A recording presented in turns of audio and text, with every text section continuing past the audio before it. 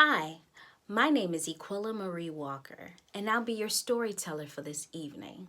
So, the only thing that I want you to do is sit back, relax, and enjoy. And I hope you're inspired by the story I'll bring to you today. So, let me start off by telling you I am the mother of 4 beautiful children. But let me tell you the truth, sometimes I just get a little tired. Tired from cooking, tired from cleaning, and doing all those things. So by the time Saturday afternoon comes, I just want to sit back, relax, and enjoy.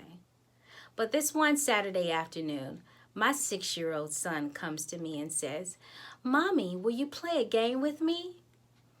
And I'm thinking, oh, I'm so tired. I just want to go lay down, go watch some Netflix or something. And so I said, you know what? No, not this time, baby. And so I go off, but he looks a little sad. And so, of course, mom guilt sets in within the next couple of minutes. And I say, you know what? I can play a game for 5 minutes, 10 minutes, or 15 minutes with my son. So I go back in his room. I said, okay, buddy, what game do you want to play? So he just perks up and he's so excited. And he said, Mommy, I want to play chess. And I said, oh, okay. So I haven't played chess in a long time. Matter of fact, I probably have forgotten everything. But I said I couldn't be that bad to play against a 6-year-old. So he pulls out his tablet and then he pulls up the chess game. And I remind him, I said, you know what? I don't really remember how to play. He said, don't worry about it, Mommy. I'll read you the directions. So here my 6-year-old son starts to read me the directions on how to play chess. So we get started, and none of the moves look familiar. I can't even remember any of the pieces, but he knows the pieces. He knows the moves. So as we continue to play the game, I said, wow, this chess is really something. So as we continue to play the game, I'm taking my time, really trying to think about what my next steps are. But as I make my step, he goes really fast and makes his next step. But I said, oh goodness, I'm sitting up here thinking about just my next move when really I should be thinking 2 or 3 steps ahead.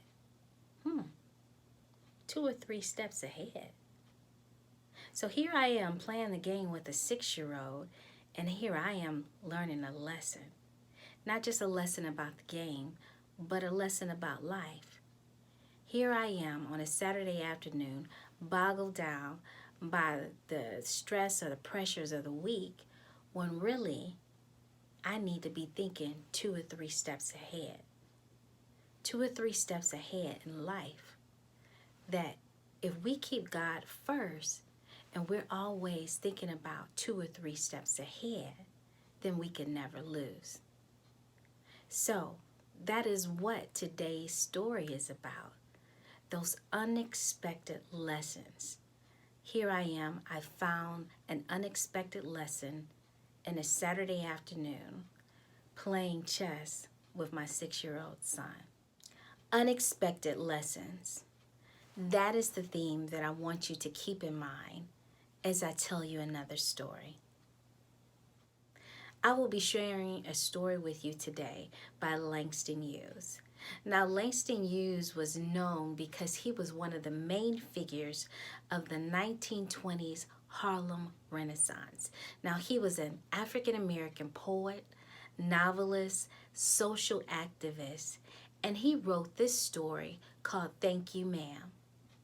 It was based in 1958. Now, 1958, bread was only 19 cents. A house could be bought for only $10,000. Barbie and Legos were first introduced. Desegregation was just starting to happen in schools, and it was faced with a lot of resistance. Unemployment was high, and Dwight Eisenhower was the President of the United States and in his 2nd term. But most importantly, the hottest ticket in town was Elvis Presley and his popular hit, blue suede shoes. Now, I will be telling this story from the perspective of a boy named Roger. Blue suede shoes. Man, I want me some blue suede shoes. Elvis Presley, all he talking about on the radio was blue suede shoes, blue suede shoes. Now, I know if I got some blue suede shoes, all the girls will like me like they do Elvis. And the boys, they gonna want to be me if they see my shoes on my feet. So I need to get me some blue suede shoes. It's 11 o'clock at night, and I know that somebody around here got some money. If I steal somebody's wallet or purse, I know I'll be able to get those shoes. There's somebody right now. Man, she pretty big though. That's a large lady. Well, I gotta get the shoes somehow. I can't be scared. She got a big purse too. It looked like it's a whole bunch of stuff in that purse, so I know it's some money. If it's 11 o'clock at night, she must be coming home from work. So she might even have got paid today. So that's my best bet. So I think I'm going to steal her purse. All right, here I go. So I run as fast as I can. Fast as I can. Next thing I know, I grab the lady's purse. I feel her strap break. But instead of me going down the street, I fall flat on my butt. I can't believe it. But the next thing I know, she kicks me in my butt on the ground. Then she picks me up and starts shaking me so hard that I can feel my teeth rattle. Then she turns around and looks at me and says, "You ought to be ashamed of yourself trying to steal my purse." And all I could do was say, "Yes'm." "What was you aiming to do?" "I wasn't aiming to do nothing, ma'am. I wasn't aiming to steal your purse." And she says, "You a lie. You are a lie." And all I could think about is, I needed to get out of here. "You pick up my purse right now. Pick up my purse." So she, without letting me go, makes me pick up her purse. But I'm still trying to think about a way to get away. Then she says to me, "If I let you go, are you going to run?" Being so scared, all I could do was say yes.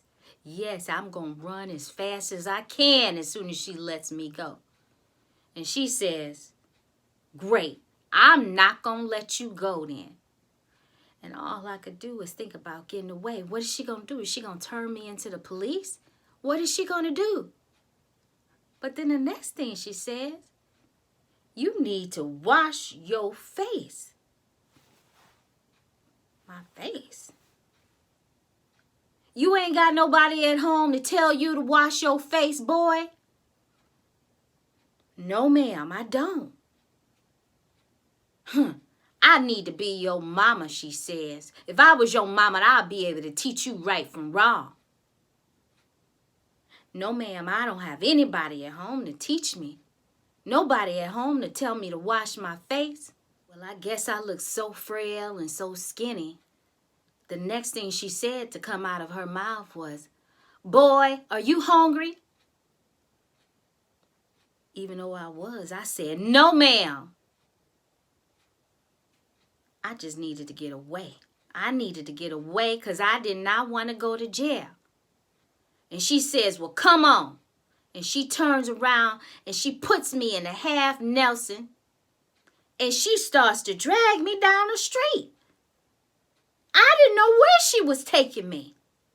The next thing she says is, "My name is Lucille Bates Washington Jones, and you will never forget this name, because I'm going to be the one to teach you right from wrong."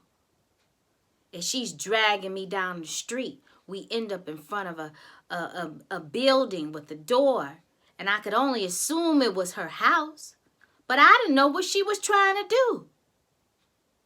She drags me up the stairs, not letting go, and she drags me down a long hallway, and I hear different voices coming out of different rooms, and then she puts me down in the chair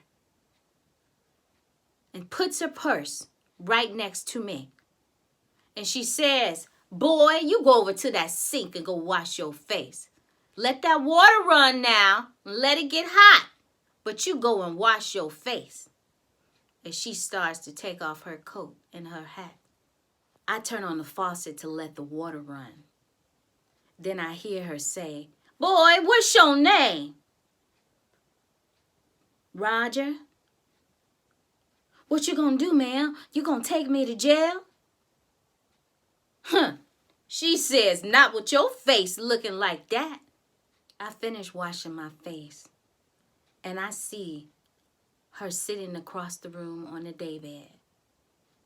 I look at her, then I look at the door, and I could make a mad dash for it. But then she begins to talk and says, "Boy, all I was trying to do was get home after work to get me something to eat. Then here you go trying to take my purse. I was young once. I understand how it is. I think you're hungry. Ain't nobody at home to give you a meal. Because if you weren't hungry, why would you try to take my purse?" I said, "Ma'am, all I wanted was some blue suede shoes, and I ain't have any money to get any." "Boy, is that all you wanted was some blue suede shoes? If you wanted some blue suede shoes, all you had to do was ask.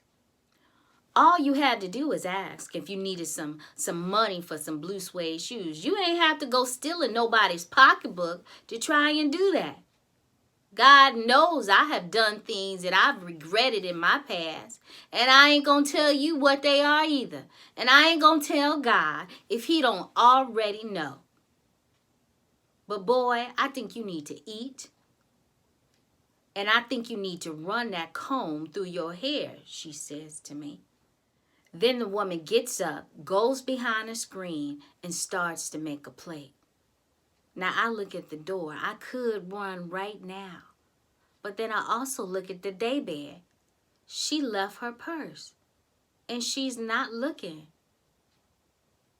But man, I don't want to go to jail. I don't want to go to jail at all. And I need somebody to be able to trust me. So I ain't going to let her think that I'm going to try to steal her purse when she's not looking.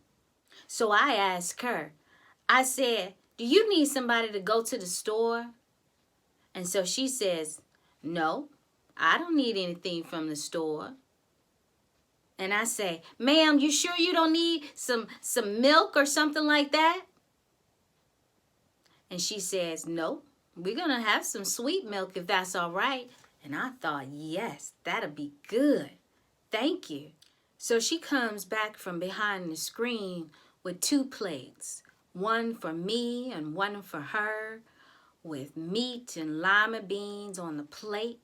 And I know I'm hungry, and I can't wait to eat, but I didn't want to show her that I was hungry. But man, I ain't had nothing to eat since yesterday, and it wasn't even a lot. Then she goes on to tell me about her job that she was coming from. How at her job she works at a beauty salon, and she does different types of women's hair. The blondes, and then the brunettes, and then the Spanish women come in. And then she reaches over and she cuts me a piece of cake and gives me 2 slices and says, "I know you're hungry still." And I'm thinking to myself, yes, I am still hungry. So she says, "Go ahead and get enough and fill up your belly." She didn't ask me anything about where I lived or who I lived with or what the situation was going on. She just shared with me about her life. And then once we finished eating all of our food, she gets up. She goes to her pocketbook, and she hands me a $10 bill. I can't believe it. Did she just give me $10? And she says to me, here's $10.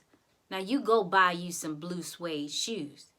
And you remember not to try and steal anything from anyone to buy some shoes, because any shoes gotten from devilish ways will sure burn your feet. So I sat there, and then the next thing she said was, Roger, I want you to behave yourself. Be on your best behavior. And don't try to take things from people or steal their pocketbook. She got up. She walked me to the front door. And I was so surprised by her generous gift to get me some blue suede shoes. I didn't know what to say. All I could do was think it, really.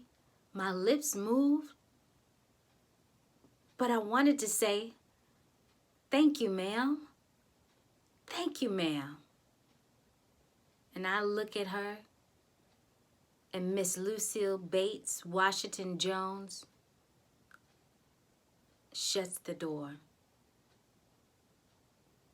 So this was my unexpected lesson from someone I tried to steal a purse from. But I learned some good from this unexpected lesson.